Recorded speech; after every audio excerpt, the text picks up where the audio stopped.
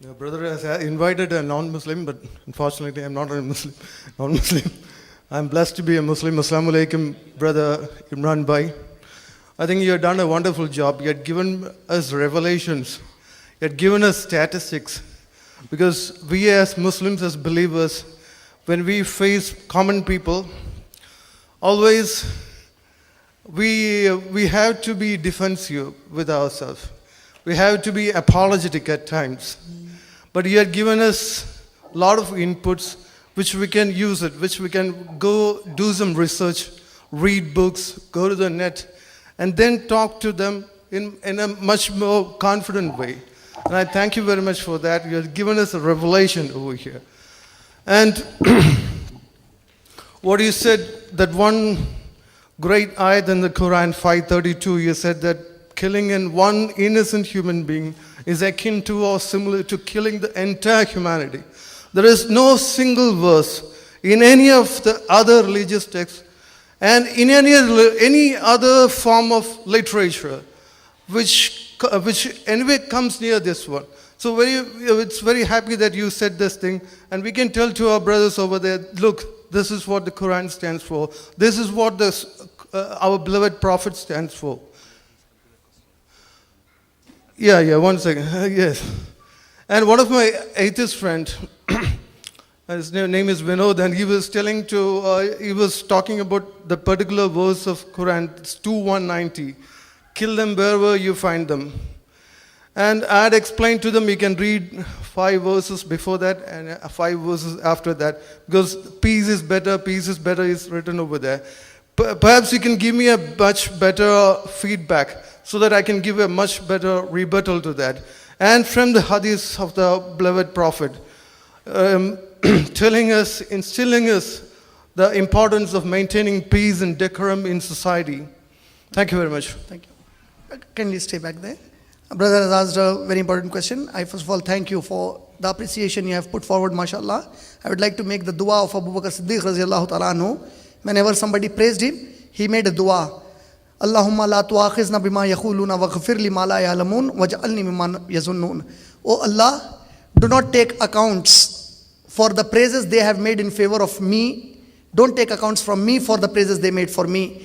And oh Allah, if I stand to their praise, then lift me more higher. If I don't stand to their praise, raise me to the level of their praise, inshallah. I would like to make the same dua to Allah subhanahu wa ta'ala.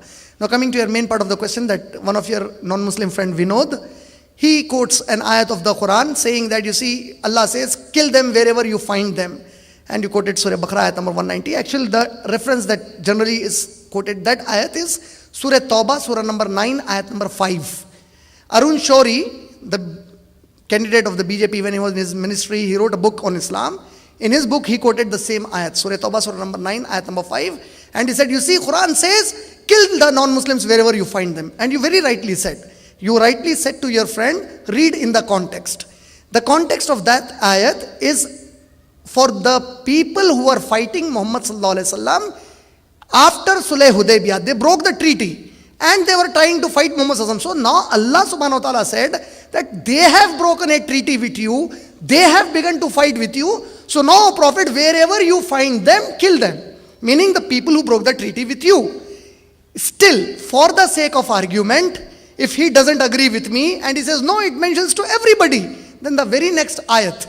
What Arun Shourie did is, he didn't quote the ayat number 6 after that. He jumped to ayat number 7. Because in ayat number 6, it was a rebuttal to his allegation. It was an answer to his allegation. And again, ayat number 6, when I was giving a talk in Fort Knox in USA to the American Army, I was giving a talk to the American Army. I asked them that suppose you are on the battlefield and you meet Osama bin Laden in front of you.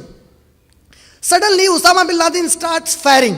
He kills your father, he kills your brother, he kills your daughter. And then suddenly, I know that this is haram in Islam, but suppose he does. He rapes your mother and sister. Then suddenly he is point blank on your range.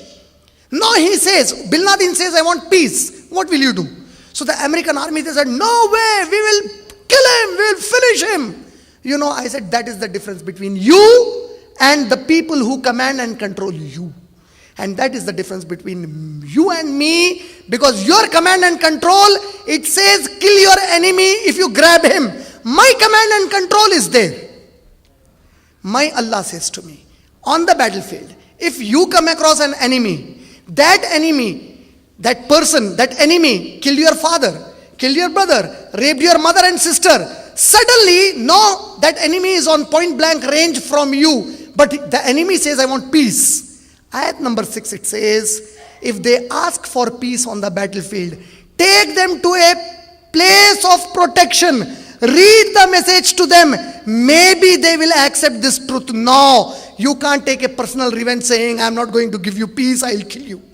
This is the difference. I challenge again. Show me one ayat, one teaching except Quraan, which teaches its followers that even on the battlefield, I'm saying, if someone is asking peace, P-E-A-C, peace from you, immediately give peace to them. How can this be the religion of terrorism then? That on the battlefield it is saying that even if somebody kill your father, your mother, everybody, no, they want peace, give them peace, because a Muslim mujahid, a Muslim soldier of Allah does not fight for selfish gains. He purely fights for the sake of Allah subhanahu wa ta'ala. And if I am fighting for Allah, my Allah commanded me, you can't take personal revenge. Give him an opportunity of peace and read the message. Then in Surah Anfal, Surah number 8, ayat number 60 to 62, when you read, Allah says, keep your arms and ammunition and your conveyance always ready for war, and to terrorize the anti-social elements on earth. And in the battlefield, if they demand peace, give them peace. Don't be afraid that they will cheat you. If you fear they will cheat you, your Allah will protect you from their cheating. Show me an equal message to this in any scripture of the world. It's a challenge again. So mashallah, give him this answer, and may Allah give him guidance of Islam, inshallah. I hope I answered your question. Thank you, brother. May the peace and blessings of Allah be upon you.